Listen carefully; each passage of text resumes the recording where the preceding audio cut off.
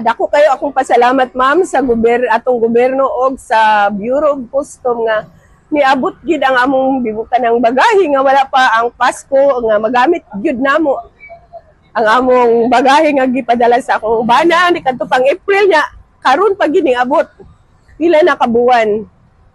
So sa may imong expectation sa mga padala sa imong bana karon? Unsa man ang naada sulod?